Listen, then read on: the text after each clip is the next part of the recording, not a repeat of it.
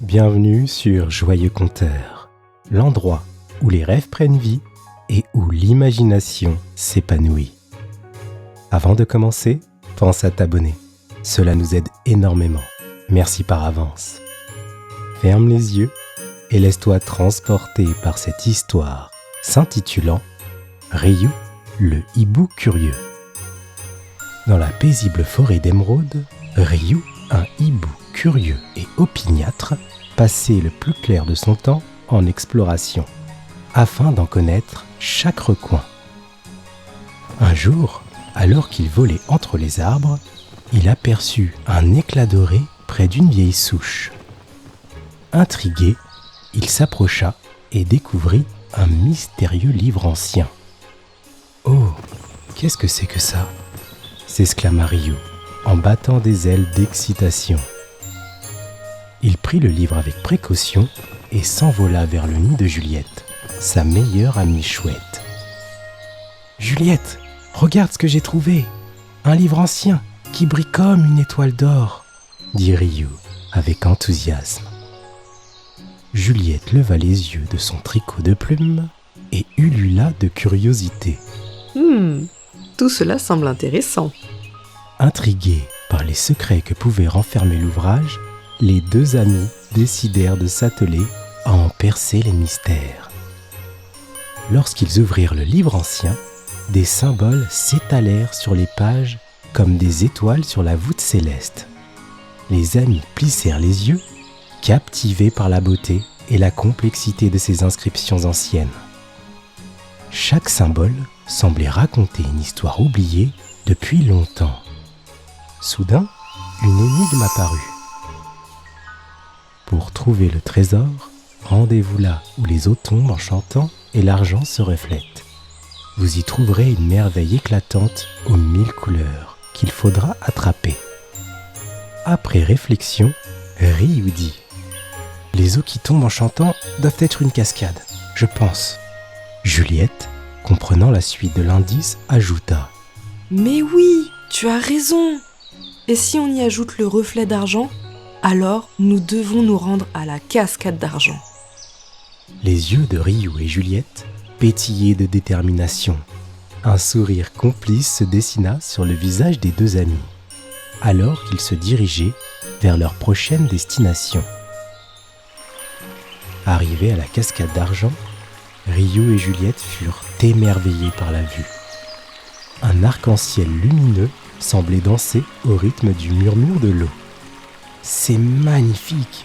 Cela doit être la merveille éclatante aux 1000 couleurs, Juliette. Mais comment l'attraper ?» se demanda Ryu, admirant les teintes éclatantes de l'arc-en-ciel. Juliette, avec sa perspicacité de chouette, prit le livre ancien entre ses serres et proposa. « Peut-être que la réponse se trouve dans le livre. » Les pages du livre révélèrent une formule permettant d'attraper l'arc-en-ciel. Les amis suivirent les instructions, murmurant les mots magiques avec précaution. À leur grande surprise, l'arc-en-ciel semblait se plier à leur volonté, se transformant en une clé étincelante entre les serres de Ryu. « Nous avons réussi! Regarde, cette clé est magnifique !» s'exclama Juliette avec joie. Ryu sourit, enchanté par le résultat de leur quête. La clé vibrait et semblait vouloir les guider vers un autre lieu. Les amis décidèrent de la suivre.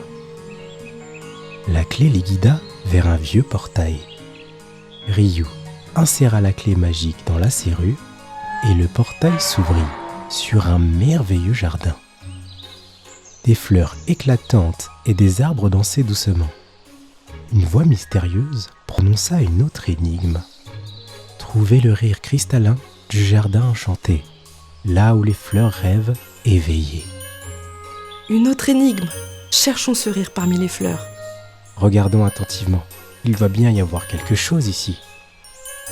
Les amis cherchèrent parmi les fleurs parfumées jusqu'à ce qu'ils découvrent une fée qui riait doucement. Elle les salua joyeusement et expliqua qu'elle était la gardienne du rire cristallin. Bienvenue, voyageurs.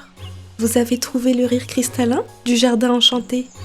Pour obtenir son rire, il devait partager une blague qui ferait rigoler toutes les créatures du jardin. Ryu raconta une blague et le jardin tout entier éclata de rire cristallin. C'était rigolo. Félicitations, vous avez gagné le rire cristallin du jardin. En remerciement de votre joyeuse visite, voici une plume enchantée. Elle vous guidera pour la suite, jeune voyageur. Après un petit moment, Ryu et Juliette, porteurs de la plume enchantée, se tenaient devant l'arbre centenaire au cœur du jardin. Une inscription lumineuse apparut sur son écorce ancestrale. Pour mériter le trésor, prouvez votre sagesse en résolvant le dilemme des 3 énigmes. Seule la réponse juste dévoilera le trésor. Ryu, intrigué, dit à Juliette : « Il semble que l'arbre veuille nous tester. Préparons-nous à résoudre ces énigmes. » La première énigme s'afficha devant eux. « Je suis toujours en mouvement. Je peux être rapide ou lent. Vous pouvez me partager, me diviser, mais jamais m'attraper. Qui suis-je » Ryu et Juliette échangèrent un regard, réfléchissant à la réponse. Finalement, Ryu s'exclama : « C'est le temps !» La seconde énigme fut : « Je vole sans ailes, je crie sans bouche. Qui suis-je » Juliette, souriant, répondit : « C'est le vent, j'en suis certaine !» Puis vint la dernière énigme. Plus je suis grande, moins je suis vue. On me suit tout le temps, mais jamais je ne vous poursuis. Qui suis-je ? Ryu, pensant profondément, dit : « Je dirais une ombre. »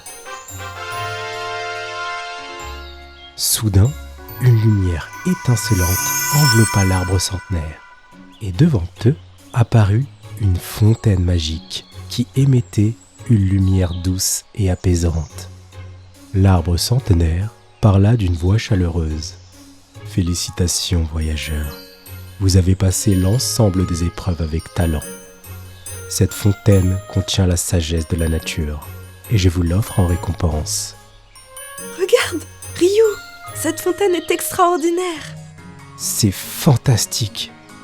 Et c'est ainsi que Ryu, le hibou, et Juliette la chouette, en buvant l'eau de la fontaine, ont acquis une connaissance profonde et ont partagé une aventure merveilleuse.